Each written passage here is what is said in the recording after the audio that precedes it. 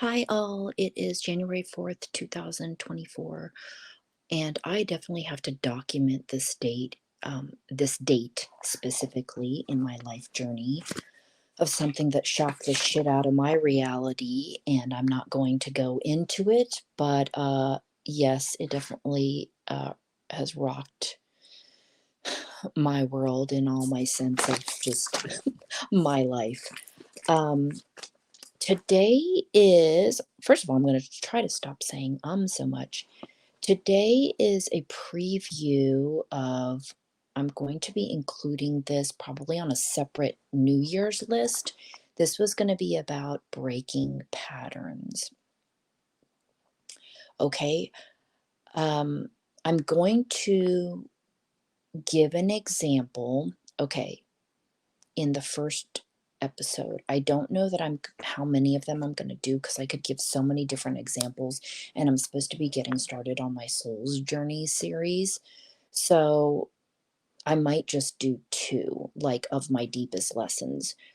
So to sum it up, in the breaking patterns, I've talked about how we really need to look at, when I get into this stuff, our psychological deep depths. Um, Behind why we do these things that we do when you notice that there's a pattern.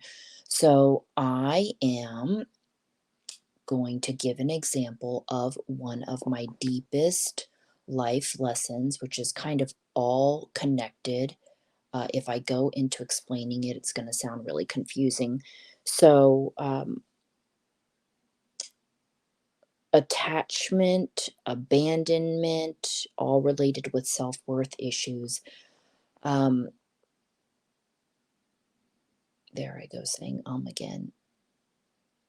I'm going to give an example of when I was younger, how I used to think, okay, before I started getting into relationships and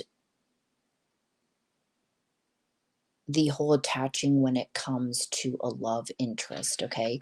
While I didn't have any boyfriends growing up in high school, I had my first one at 19 in Illinois.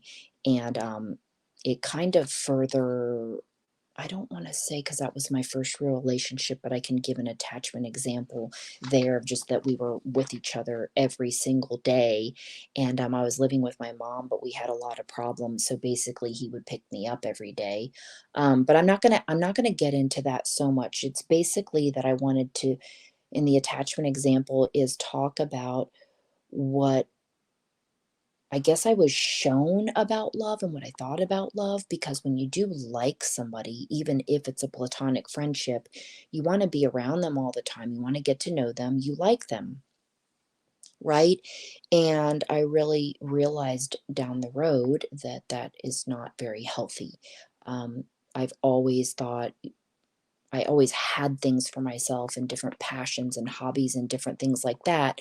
But it wasn't really a time of, I didn't really focus on it at all during that time of my relationship with that person. But it's interesting that I was like that because I didn't see that with my dad and my stepmom, what I was associating with it, but I saw it with one of my good friends growing up, and you can watch that in the other one of my other videos where I talk about the influence of the two girls in my life when it comes to physical beauty.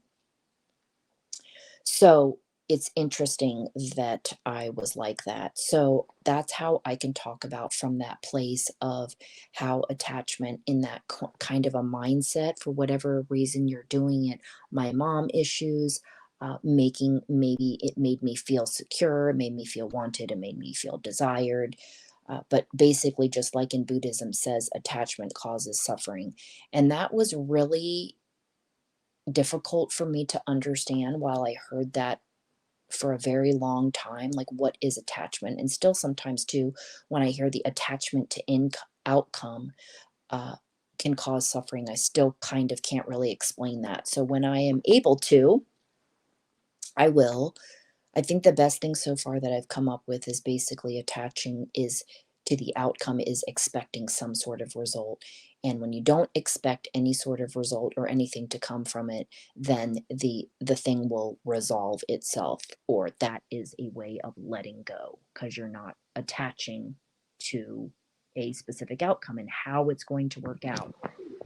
So I've still had a problem in certain areas with that attaching. So that is already a lot that I just said right there, because it's a very complicated subject and I've dealt with it for so long, but at the same time, in dealing with it, I also learned how to have healthy, I don't even know, distance, healthy distance. Okay, so I think I'm going to start with that example. Unless I hear from somebody else requesting anything, I'm just going to kind of come up with a different, I'm going to start with my own lessons, but there were other things in there, simple things that I thought everybody could apply to in life, which are like other examples would be letting people borrow money or borrowing things and getting to that place where you can stand up for yourself, right? And have the confidence to stand up for yourself and not feel guilty. So, a lot of all of this mindset training is I am helping you feel more confident that you can do life, you can handle any situation. And because I've learned how to do in certain aspects of it, to do, speaking up compassionately, I think that's going to help people a lot. And when you learn things like that, how to speak up compassionately, you'll get less defensiveness, right? Okay, so that's why I'm going to jump on here. This is going to be the briefest ever. I'm going to try to work on this in the next week, and I'll have my dry erase board and teach it like a class and have my coaching a little bit in there. I'm going to break it down in some baby steps for basically to help you identify your challenges, right? And look at the patterns of your history, whatever that is. Um, we're going to specifically, like I said, talk about attachment. So it might be that all of your relationships, you have gotten close with somebody really fast and it wasn't a good idea. Perhaps you ended up finding out and, having sex right away and finding out right away you didn't like the person very much. And maybe it wasn't really a match for you down the road. Okay, so I'm going to start there and just roll with that and see what people think. Otherwise, I'm just doing it to do it and share my stories like I always say. Okay? So thanks for listening and I'll talk to you next time. Bye-bye.